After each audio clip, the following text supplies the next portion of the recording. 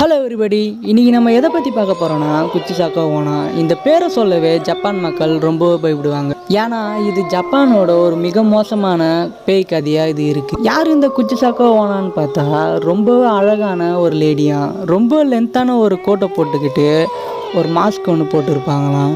கையில் கத்தியோ கத்திரிக்கோலோ வச்சுட்டு இருப்பாங்களாம். இவங்களோட டார்கெட்டு சின்ன பசங்க தானா. சின்ன பசங்க எதிரில் போயிட்டு நான் அழகாக இருக்கேனான்னு கேட்பாங்களாம்.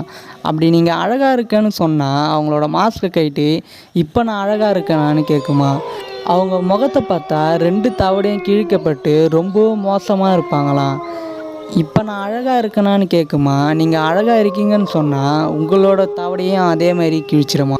இல்லை நீங்கள் அழகாக இல்லைன்னு சொன்னால் அதே இடத்துல அவங்கள சாகடிச்சிருமா. நம்மளுக்கு கிடைச்ச டீட்டெயில்ஸ்லாம் வச்சு செக் பண்ணி பார்க்கும்போது இந்த குச்சிசாக்கோ ஓனா 2ஆம் நூற்றாண்டில் வாழ்ந்திருக்காங்க. இவங்க ரொம்பவே அழகாக இருந்ததுனால ஒரு சாமுராய் இவங்களை கல்யாணம் பண்ணியிருக்காரு. அந்த சாமுராய் இவங்களை ரொம்பவே லவ் பண்ணியிருக்காரு. அவர் சாமுராயின்றதுனால அதிகமான போருக்கெல்லாம் போவாராம். அப்படி ஒரு நாள் அவர் போயிட்டு வரும்போது குச்சிசாக்கோ ஓனா இல்லீகல் ரிலேஷன்ஷிப்பில் இருந்திருக்காங்க.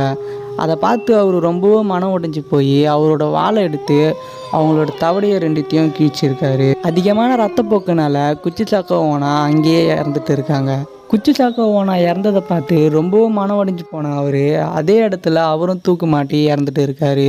இது ஜப்பான் மக்களால் குச்சிசாக்கோ ஓனாவை பற்றி சொல்கிற பல கதைகளில் இதுவும் ஒன்று.